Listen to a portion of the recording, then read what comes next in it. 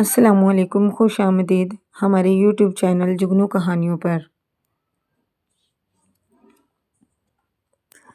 کالی حویلی کا آخری راز۔ رات کے تقریباً 11 بج رہے تھے۔ آسمان پر کالے بادل چھائے ہوئے تھے اور ٹھنڈی ہوا درختوں کے پتوں کو ہلا رہی تھی۔ دور کہیں کتے بھونک رہے تھے۔ گاؤں کے کنارے ایک پرانی اور ویران حویلی کھڑی تھی جسے سب لوگ کالی حویلی کہتے تھے۔ اس حویلی کے بارے میں مشہور تھا کہ وہاں رات کے وقت عجیب آوازیں آتی ہیں۔ کبھی کسی عورت کے رونے کی آواز سنائی دیتی ہے، کبھی زنجیروں کی جھنکار اور کبھی کسی بچے کے ہنسنے کی آواز۔ گاؤں والے سورج غروب ہوتے ہی اس راستے سے گزرنا چھوڑ دیتے تھے۔ ایک دن 4 دوست احمد، زین، عمر اور علی نے فیصلہ کیا کہ وہ اس حویلی کا راز معلوم کریں گے۔ ہمیں ڈرنا نہیں چاہیے، احمد نے کہا۔ اگر واقعی وہاں کوئی بھوت ہوا تو؟ علی نے گھبراتے ہوئے پوچھا۔ زین ہنس پڑا۔ یہ سب لوگوں کی بنائی ہوئی کہانیاں ہیں، مگر انہیں معلوم نہیں تھا کہ اس رات ان کی زندگی ہمیشہ کے لیے بدلنے والی ہے۔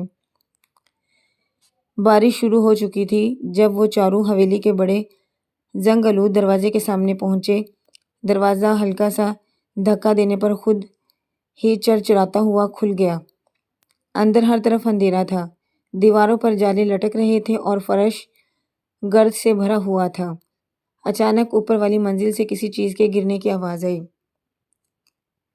چاروں دوست چونک گئے۔ کون ہے وہاں؟ احمد نے آواز لگائی، مگر جواب میں صرف خاموشی ملی۔ وہ آہستہ آہستہ سیڑھیاں چڑھنے لگے۔ جیسے ہی وہ اوپر پہنچے تو ایک لمبی راہداری نما کمرے میں داخل ہوئے۔ راہداری کے آخری میں ایک پرانا دروازہ تھا جو خود بخود ہل رہا تھا۔ عمر نے کانپتی آواز میں کہا، یہ ہوا کی وجہ سے ہوگا۔ مگر اسی لمحے دروازہ زور سے بند ہو گیا۔ دھم! چاروں کے دل زور زور سے دھڑکنے لگے۔ پھر اچانک انہیں کسی عورت کے رونے کی آواز سنائی دی۔ آواز اتنی دردناک تھی کہ سن کر رونگٹے کھڑے ہو جائیں۔ وہ آواز کا پیچھا کرتے ہوئے ایک کمرے میں داخل ہوئے۔ کمرے کے بیچ میں ایک پرانا آئینہ رکھا تھا۔ آئینے پر موٹی گرد جمی ہوئی تھی۔ احمد نے ہاتھ پھیر کر گرد صاف کی۔ جیسے ہی آئینہ صاف ہوا سب حیران رہ گئے۔ آئینے میں چاروں دوست نظر نہیں آ رہے تھے، بلکہ ایک سفید لباس والی عورت کھڑی تھی۔ اس کے لمبے بال چہرے پر بکھرے ہوئے تھے۔ علی خوف سے چیخ پڑا۔ سب نے پیچھے مڑ کر دیکھا مگر وہاں کوئی نہیں تھا۔ دوبارہ آئینے کی طرف دیکھا تو عورت غائب ہو چکی تھی۔ اب خوف بڑھتا جا رہا تھا۔ اسی دوران انہیں ایک پرانی ڈائری ملی۔ ڈائری تقریباً 100 سال پرانی تھی۔ اس میں لکھا تھا، اگر کوئی یہ تحریر پڑھ رہا ہے تو میری مدد کرے، میں بے قصور ہوں۔ مجھے اس حویلی کے تہہ خانے میں قید کیا گیا تھا۔ چاروں دوست حیران رہ گئے۔ ڈائری کے آخری صفحے پر ایک خفیہ نقشہ بنا ہوا تھا۔ نقشہ تہہ خانے کی طرف اشارہ کر رہا تھا۔ وہ فوراً نیچے اترے اور ایک خفیہ دروازہ تلاش کرنے لگے۔ کافی دیر بعد انہیں دیوار کے پیچھے ایک چھپا ہوا راستہ مل گیا۔ راستہ اندھیرے میں نیچے جا رہا تھا۔ وہ ٹارچ کی روشنی میں آگے بڑھے۔ جیسے جیسے وہ نیچے جا رہے تھے ہوا سرد ہوتی جا رہی تھی۔ اچانک زنجیروں کی آواز سنائی دی، چھن چھن چھن۔ سب کے قدم رک گئے۔ پھر دور ایک کمرے سے مدھم روشنی نظر آئی۔ وہ اندر داخل ہوئے تو حیرت سے ان کی سانس رک گئی۔ کمرے کے درمیان ایک پرانا صندوق رکھا تھا۔ صندوق کے ارد گرد زنجیریں بکھری ہوئی تھیں۔ احمد نے ہمت کر کے صندوق کھولا۔ اندر ایک پرانا تعویذ اور چند خطوط موجود تھے۔ خطوط پڑھنے پر معلوم ہوا کہ کئی سال پہلے ایک لالچی زمیندار نے اپنی بیٹی پر جھوٹا الزام لگا کر اسے اسی تہہ خانے میں قید کر دیا تھا۔ وہ بے قصور تھی۔ وہیں قید میں اس کی موت ہو گئی۔ تب سے اس کی روح انصاف کی منتظر تھی۔ جیسے ہی احمد نے تعویذ ہاتھ میں لیا پورا تہہ خانہ لرزنے لگا۔